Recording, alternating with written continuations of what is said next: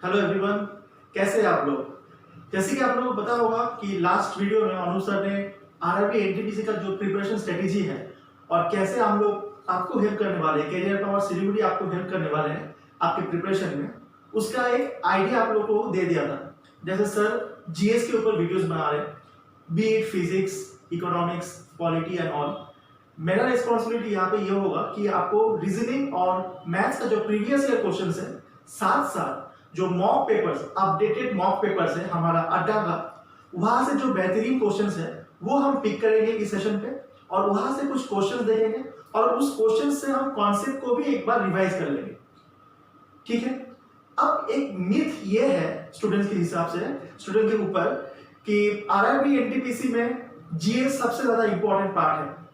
लेकिन अगर आप थोड़ा बहुत एनालिटिकल हैं, अगर आपके पास थोड़ा बहुत भी आप चीजों को लेकर एनालिटिक करते हैं, आप डिसीजन देते हैं कि कैसे जो ये कोई बोल रहा है क्या वो सही बोल रहा है या नहीं बोल रहा है, वो अगर आप एक बेसिक आइडिया भी लेंगे तब भी आपको लगेगा RRB NTPC is not all about GS. No, at least prelims में तो ये आप बोल ही नहीं सकते, क्योंकि आपको वहां पे 30 मार्क्स मैथ से और 30 मैथ्स रीजनिंग से मिल जाएगा।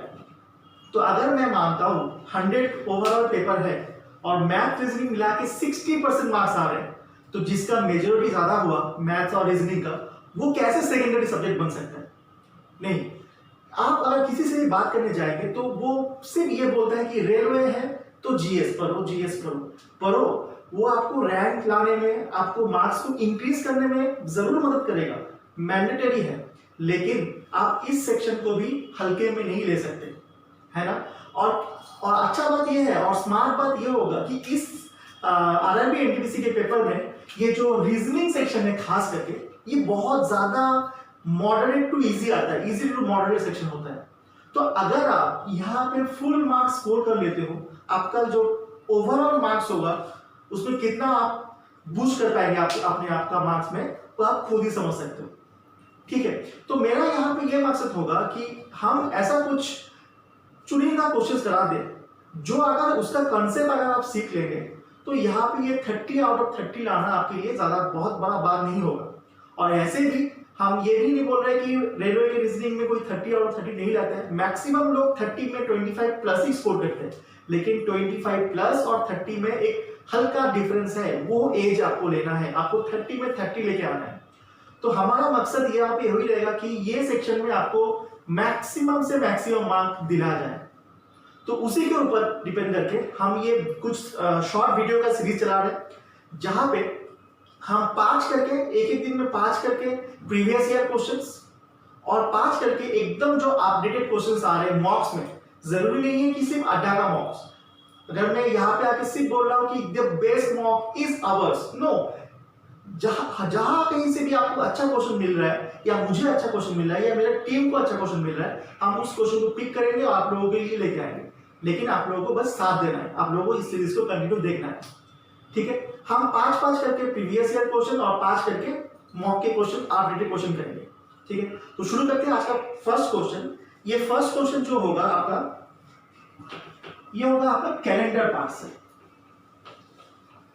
आप जानते होंगे रेलवे का पेपर हो या एसएससी का पेपर हो, उसमें नॉन वर्बल रीजनिंग एक मेजॉरिटी पार्ट या मैक्सिमम पार्ट लेता है। तो उसी का जो कैलेंडर से एक अच्छा क्वेश्चन हम लेंगे। अच्छा question in the sense just a simple trick, just एक सिंपल कॉन्सेप्ट आपको जानना चाहिए इस क्वेश्चन को सॉल्व करने के लिए। तो देखते हैं क्या क्वेश्चन है। जैसे कि इस क्वेश्चन में बोला गया है कि 1396 इसके बाद नेक्स्ट लीप ईयर कौन सा होगा। आपको ऑप्शन दे दिया गया था,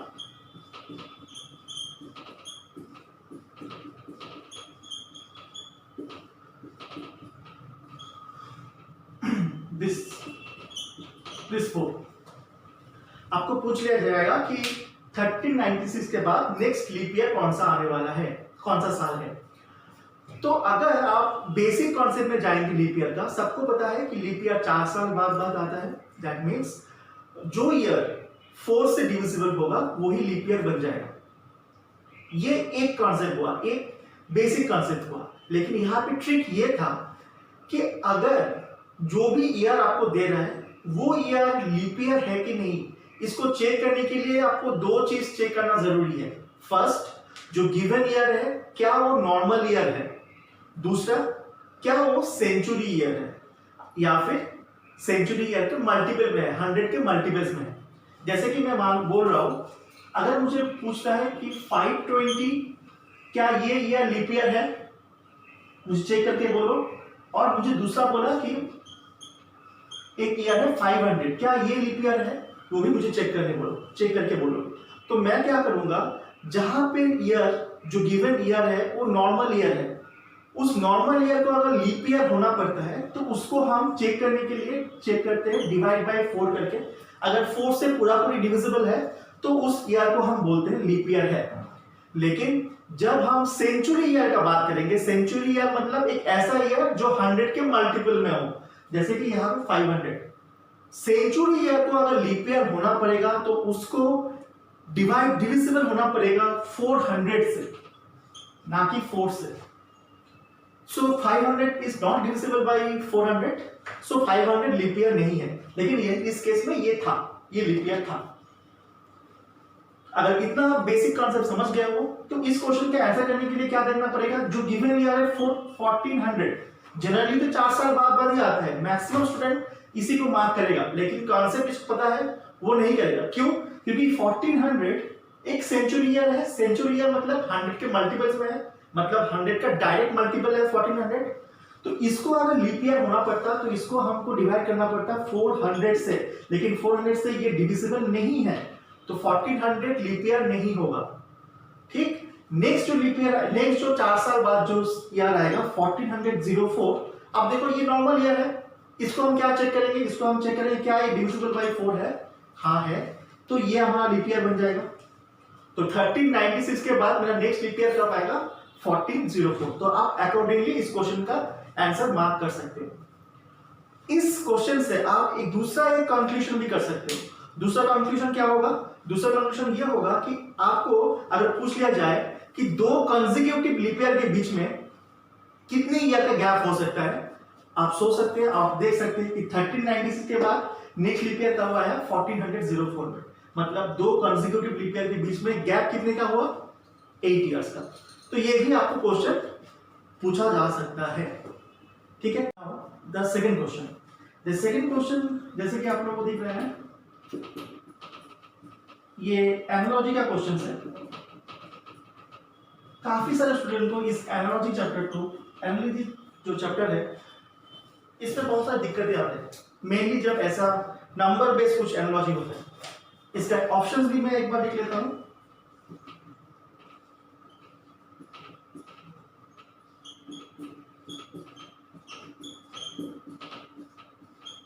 ऐसा कुछ आपको ऑप्शन दे दिया जाएगा।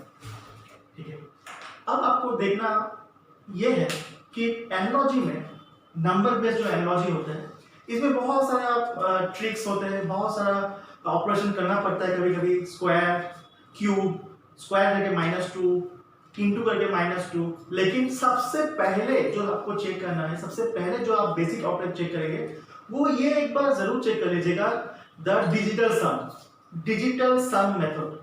अब आप डिजिटल सम से क्या समझते हैं, डिजिटल सम मतलब कोई भी डबल डिजिट, ट्रिपल डिजिट का नंबर जो भी आ रहा है सबको फिर से ऐड करना है अपने अंदर, अपने ही बीच में, और उसको एक सिंगल डिजिट में लेके आना है।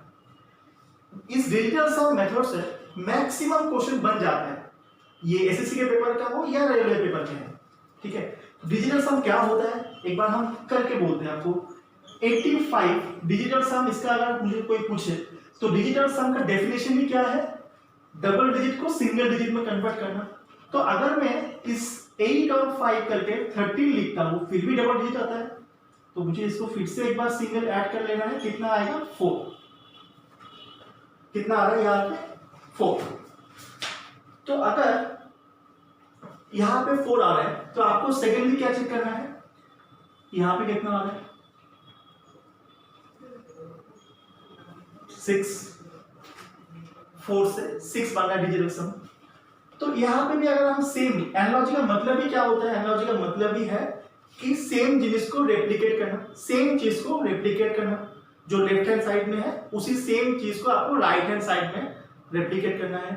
तो इसका अगर हम डिजिटल सम देखेंगे तो आएगा 13 मीन्स 1 + 3, यहाँ पे भी फिर से क्या आएगा 4। सेकेंड पार्ट लेफ्ट पार्ट में 4 से 6 बना था, तो राइट पार्ट में भी 4 से 6 बनना चाहिए। आप एक बार ऑप्शन को चेक कर लीजिए। फर्स्ट ऑप्शन 6 + 8 14 मीन्स 1 + 4 5, तो ये आंसर ये हो नहीं सकता। सिमिलरली सेकेंड ऑप्शन चेक करेंगे 7 + 0 7 नहीं हो सकता, क्योंकि मुझे क्या चाहिए 6। यहां पे देखेंगे 6 + 9 15 मीन्स 1 + 5 6, मुझे यही चाहिए था, यही आंसर होगा।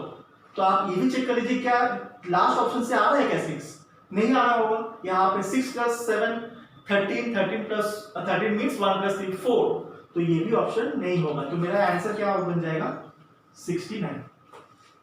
ठीक है, अब ये तरीका लोग कभी कभी स्टूडेंट्स हमसे काफी सारे इंटेलिजेंट स्टूडेंट्स हैं, वो लोग बहस करते हैं कि सर ये तरीका हर जगह पे एप्लीकेबल नहीं है। मैं बोलता हूँ हर जगह पे ये एप्लीकेबल नहीं है, लेकिन 95% केस में है।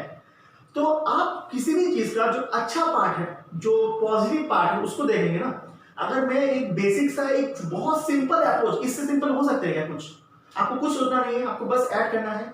अगर इस सिंपल अप्रोच से आपको 100 बार अगर आप एग्जाम देने अपियर होते हैं और 95 टाइम्स आपका काम बन जाता है, 5 टाइम अगर काम नहीं बनता है, तो उस वजह से क्या आप कोई भी टीचर से बहस करेंगे?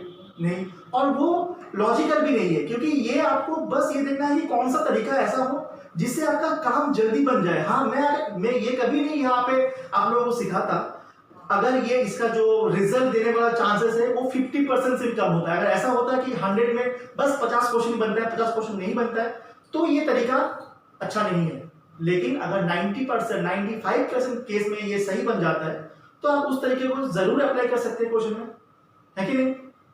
ठीक है, अब देखते हैं इस थर्ड क्वेश्चन, आज के सेशन का थर्ड क्वेश्चन हम लेंगे एक मॉक से, जो अपडेटेड मॉक आया है एनटीपीसी का इस साल का। आप जानते होंगे अभी वेंडर सब चेंज हो रहा है, पैटर्न भी चेंज हो रहा है एग्जाम का। तो मैं ये आपको डरा नहीं रहा हूं कि अभी रीजनिंग बहुत टफ आने वाला है, लेकिन हाँ ये भी प्रैक्टिकल बात है कि जैसे पहले आता था 2015 में, उतना इजी आप एक्सपेक्ट मत करिए। ठीक है, आप अभी के हिसाब से थोड़ा स्टैंडर्ड प्रिपरेशन करिए। अगर मैं इस सेशन में पूरा का पूरा प्रीवियस ईयर सॉल्व कराऊं ना, तो मेरे को बोलने लायक भी कुछ नहीं रहेगा, आप लोग खुद ही सॉल्व कर लेंगे क्वेश्चंस को। इतना इजी क्वेश्चन पहले पूछा जाता था। तो इसीलिए मैं एक राइट कॉम्बिनेशन ले रहा हूं कि आपको बहुत एक आइडिया मिल जाए कि कैसे पेपर में पूछा गया है क्वेश्चन और कैसा अभी के डेट में पूछ सकते हैं आपको। तो ये जो अभी मैं एक नंबर सीरीज का क्वेश्चन लूंगा, वो अभी का जो अपडेटेड पैटर्न है एनटीपीसी का, वहां से एक क्वेश्चन है। ठीक है, देखते हैं क्वेश्चन क्या था। जैसे क्वेश्चन में यहाँ पे पूछा है 30.5 34.5 48 80 एंड देन आपसे पूछ लिया गया है कि नेक्स्ट टर्म क्या होगा। आपसे पूछ लिया गया है कि नेक्स्ट टर्म क्या होगा। ठीक है, अब नंबर सीरीज, एक नंबर सीरीज एक जनरल चैप्टर है। ठीक है, ये आपको एसएससी, रेलवे, बैंकिंग हर एक पेपर में मिलता है। बैंकिंग में मेनली आपको मिलता है जो मैथ्स पोर्शन है, क्वांटिटेटिव एप्टीट्यूड पोर्शन है, वहां पे आपको मिलता है।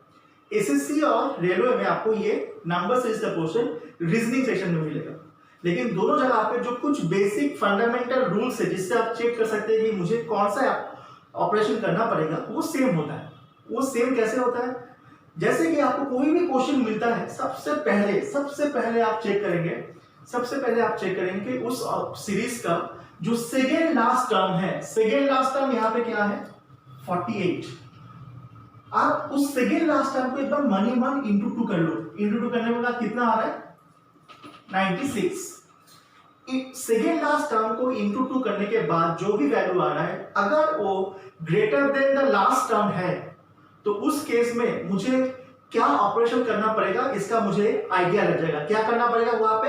मुझे वहां पे बस दोनों कंसेक्यूटिव टर्म्स में डिफरेंस देखना पड़ेगा।